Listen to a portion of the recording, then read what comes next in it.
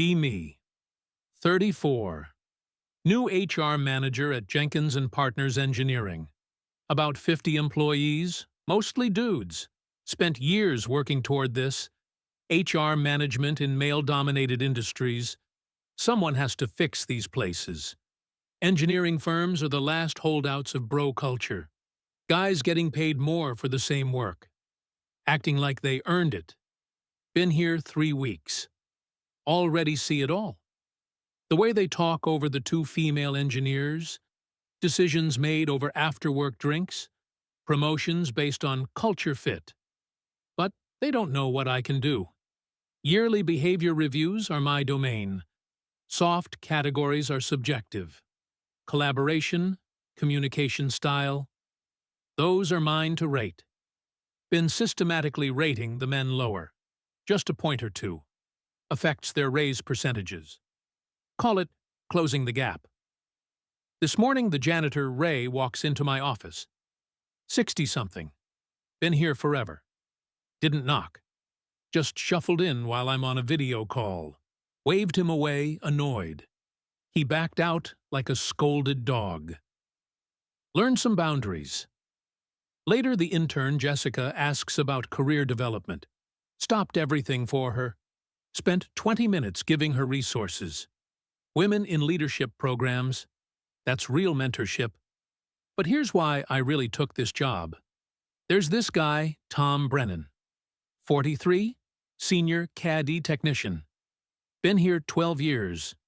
Knows some ancient CAD system from 2010. All the old blueprints are in it. Has relationships with major clients. Everyone treats him like he's indispensable. The owner, Bill, mentions him constantly.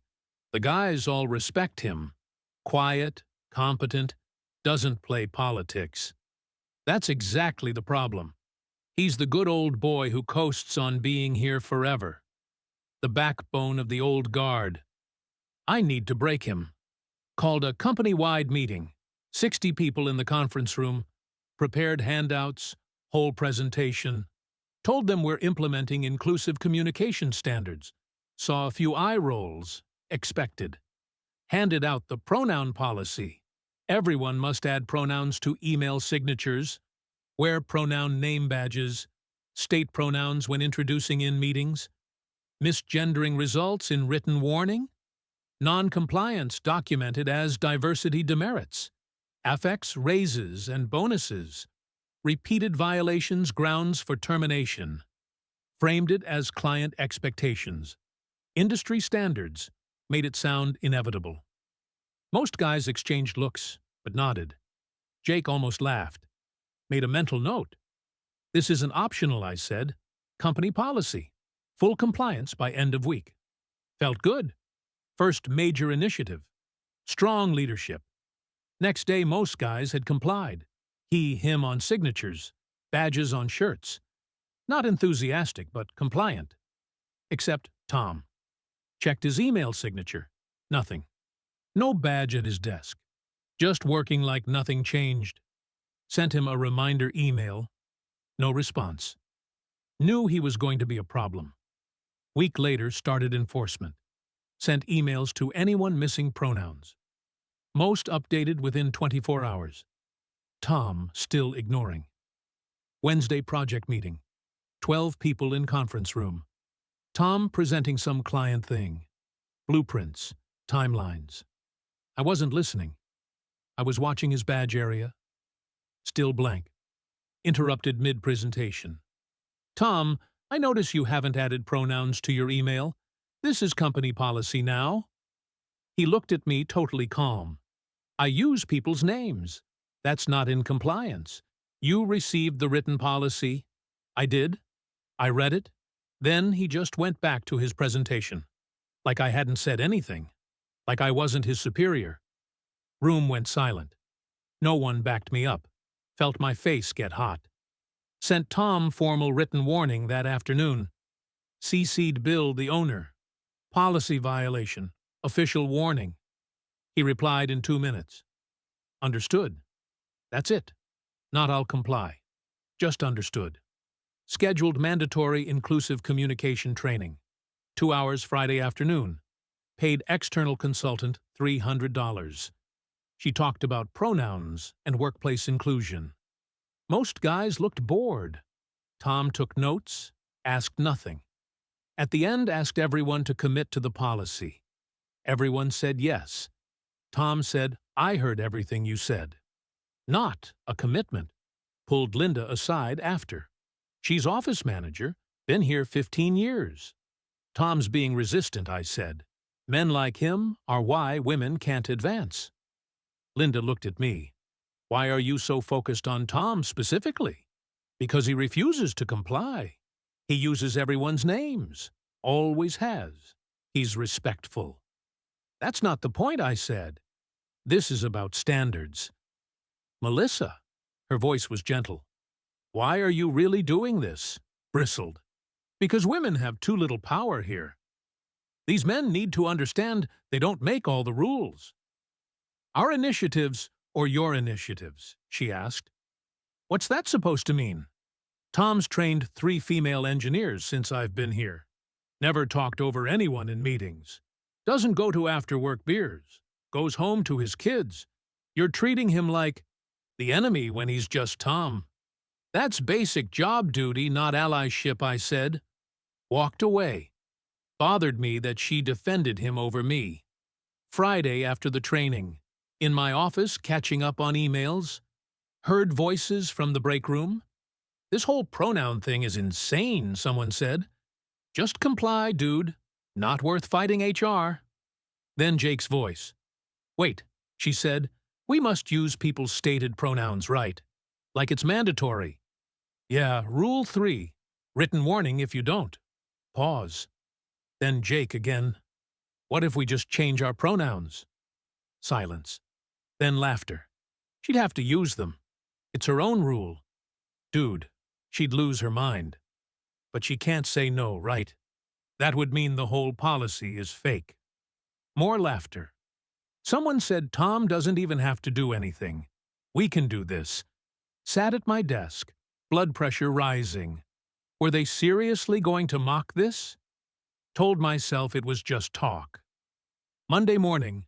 Jake's email signature now says she, her. Badge 2. By afternoon, 3 other guys did the same. Marcus with they, them. Dwight with she, her. Another junior guy with something else.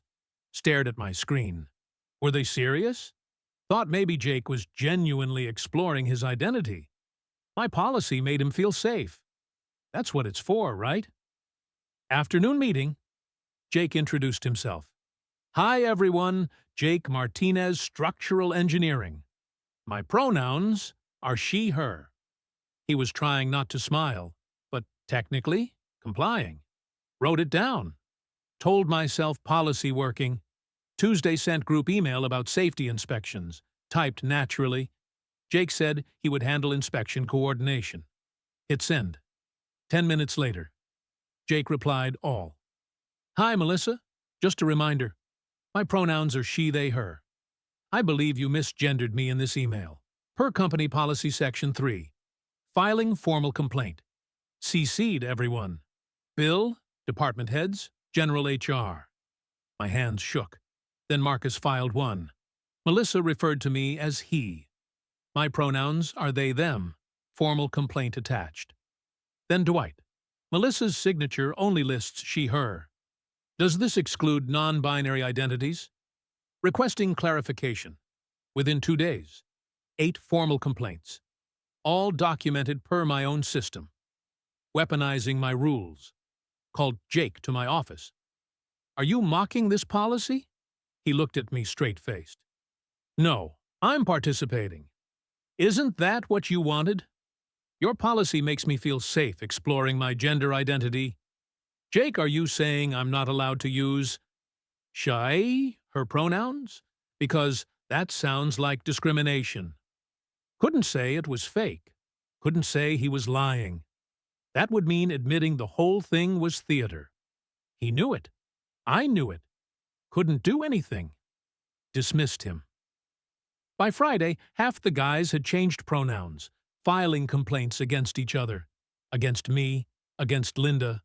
Whole office drowning in pronoun violation paperwork. And through it all, Tom did nothing. No badge, no pronouns, no games. Just worked. Answered phones, handled clients. When guys joked near his desk, he'd smile slightly. Never participated. That drove me crazy. He was the one I wanted to break. And he was untouchable. Because he wasn't fighting back. He was just existing, working, being professional. While I drowned in fake complaints. Friday afternoon sat in my office.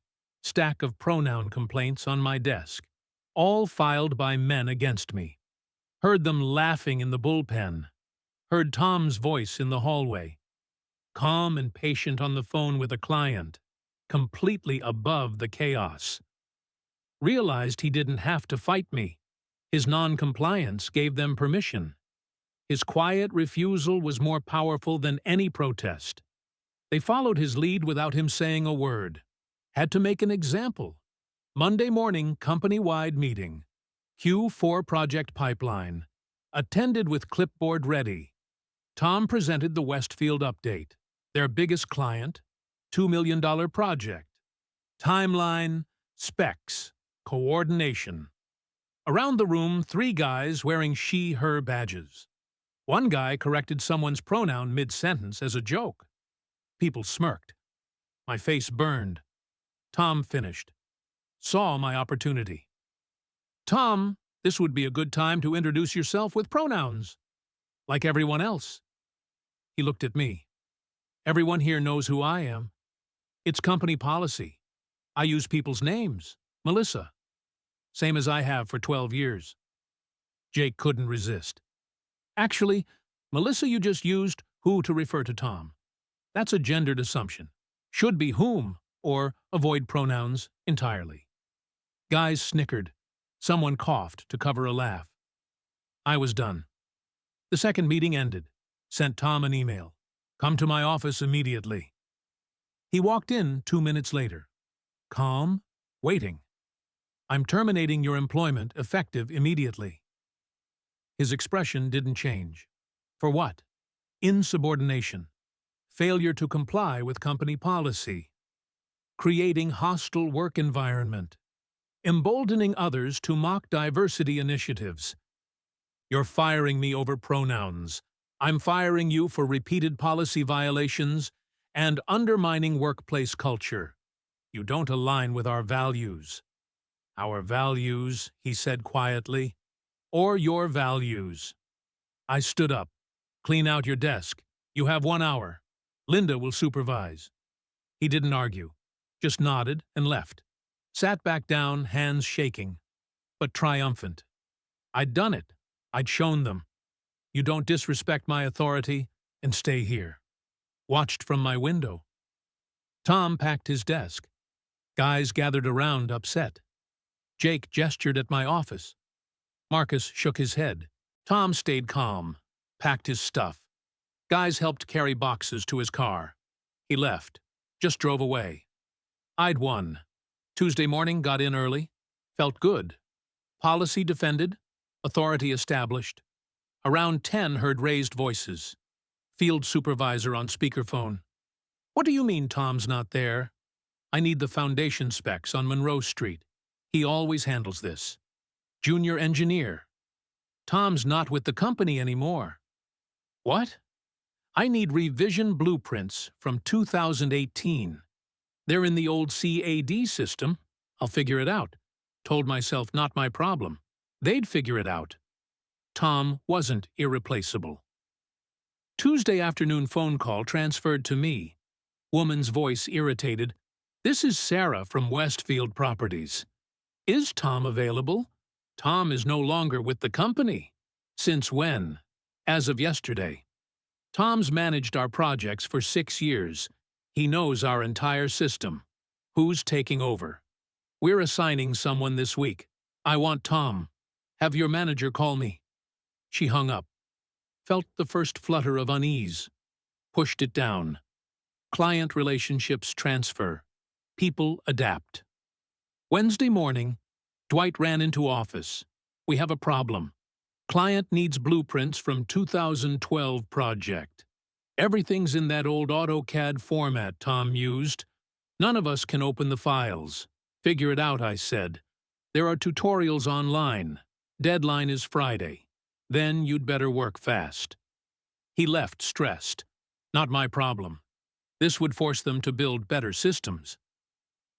Wednesday afternoon, Linda stopped by. We've had 6 calls asking for Tom today, including Patterson Commercial.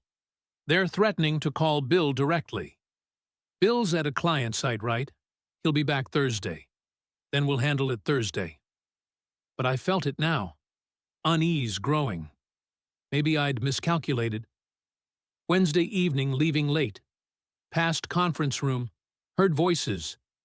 Marcus, we need to tell Bill what happened. Jake, he's going to lose his mind. Dwight, Tom wasn't just some guy. He was the entire central nervous system of this place. Kept walking. Told myself they were exaggerating. Driving home couldn't shake it. What if I'd made a mistake? No, I'd done the right thing. Tom was insubordinate. Thursday morning, got in at 8:30. Bill's truck already in the parking lot. Stomach dropped. Barely sat down when Linda appeared. Bill wants to see you. Conference room now. Walked in. Bill there with Dwight, Marcus, 2 other project managers. All looked grim. Sit down, Melissa. His voice flat. Tell me why Tom Brennan isn't working here anymore. Kept my voice steady. Terminated his employment for insubordination and policy violations. Policy violations, Bill repeated. Yes, the pronoun policy. He refused to comply despite multiple warnings. Stop. Bill held up his hand. Dwight, explain what's happening. Dwight pulled out notes. Westfield Properties, our biggest client. $2.3 million annually. Their project manager, Sarah, has called 6 times demanding Tom. She won't work with anyone else, threatening to review their contract. My throat tightened. 4 active projects need access to legacy CAD system. Only Tom knows that system. Monroe Street project completely stalled. Patterson Commercial called, implying they might pull future work. Field coordination breaking down. Tom was the communication hub. Bill looked at me. Estimated impact. 2 projects behind schedule. Potential client losses in the millions. Silence. Bill's jaw tightened. You fired our most critical employee over pronouns. It wasn't just pronouns. Then what was it? He was insubordinate, created hostile environment, emboldened others to mock diversity initiatives. Mock them, how Bill asked, hesitated. Couldn't explain the malicious compliance without sounding ridiculous. Jake spoke up. We started using different pronouns. She, her, they, them. Filing complaints when people used wrong ones. We were making a point. Bill looked at him. Making what point? That the policy was kind of ridiculous, sir. Bill turned back to me. So, the men were complying with your policy. Using pronouns. They were mocking it, but technically complying. Didn't answer. Bill rubbed his temples. And Tom, what was Tom doing? Nothing, I admitted. He just wouldn't add pronouns to email or badge. Did he misgender anyone? Harass anyone? No, but. Did he create any actual problems beyond not following your pronoun policy? His non-compliance was emboldening. I'm asking directly. Did Tom Brennan do anything other than refuse to put pronouns in his email? Silence. No, I finally said. Bill stood up. Everyone out except Melissa. Room cleared. Door closed. Bill sat across from me. Westfield threatening to pull their contract. Can't meet deadlines without Tom's knowledge. About to lose millions. You're telling me you fired him because he wouldn't wear a pronoun badge. It's about accountability. Stop! Just stop! His voice harder than I'd ever heard. I don't care about your policy. I care about this company surviving. Do you understand we're in crisis because of your decision? If we don't enforce policies, they're meaningless. And if we lose Westfield, we lose 20% of annual revenue. What's more important, Melissa? Pronoun badges or keeping this company solvent? This isn't about badges. My voice rising. It's about creating an inclusive workplace where everyone— I need you to stop talking right now. Stopped. Bill pulled out his phone. I'm calling Tom, offering him his job back with a raise and apology. You're staying out of it. That completely undermines my authority. Bill looked at me, really looked. What authority? You just nearly destroyed this company over a gender ideology experiment. He called Tom on speaker. Tom, it's Bill. I need to apologize. Melissa fired you without my knowledge or approval. I just found out about the crisis. Offering your job back. 15% raise. Guaranteed autonomy from HR oversight. I need you back. Tom's voice calm. I need that in writing. And the project bonus structure I should have had years ago. Done. Can you start tomorrow? I'll be there. Bill hung up, looked at me. Your pronoun policy is suspended effective immediately. You're on formal notice. One more decision like this, and you're gone. Understood. Couldn't speak. Understood, he repeated. Yes, I whispered. Get out. Left. Walked past Linda, who didn't look up. Past the bullpen, where guys were pretending to work. But I knew they'd heard everything. Went to my office. Closed the door. Everything I'd built. Gone. Friday morning. Tom walked back in with his coffee. Heard it from my office. Guys applauding, half joking, half serious. There he is. Tom's voice dry. All right. Back to work. Within 2 hours, he was on the phone with Westfield. By end of day, Monroe Street back on track. Patterson Commercial handled. 3 other projects moving again. Like nothing had happened. Except everyone knew what Tom was worth. And what I wasn't. Bill called me Monday morning. Company attorney on speakerphone. Melissa, you're being transferred to our Bakersfield satellite office, effective 2 weeks from today. Stomach dropped. That's a demotion. That office has 6 people. Same title, same pay, different responsibilities. Attorney cut in. Based on operational needs and judgment concerns. Accept the transfer, or we discuss separation. Trapped. Accepted. Tuesday, Thursday, packing my office. Had to walk through bullpen with boxes.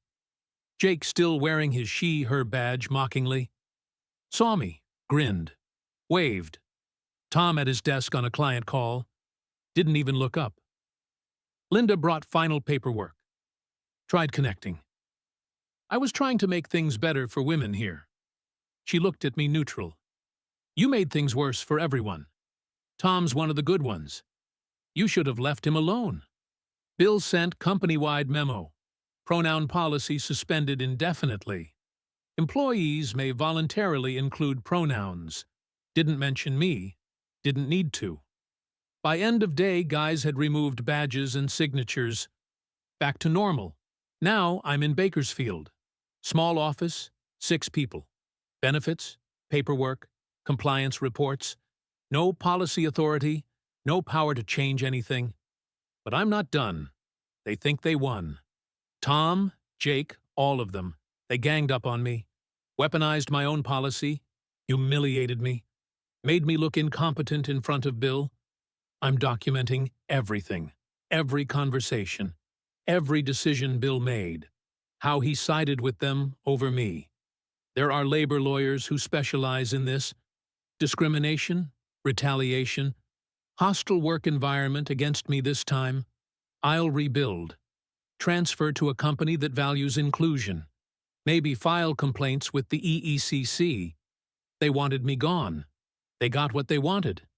But men like Tom don't get to win forever. The world is changing whether they like it or not. I just need to be smarter next time.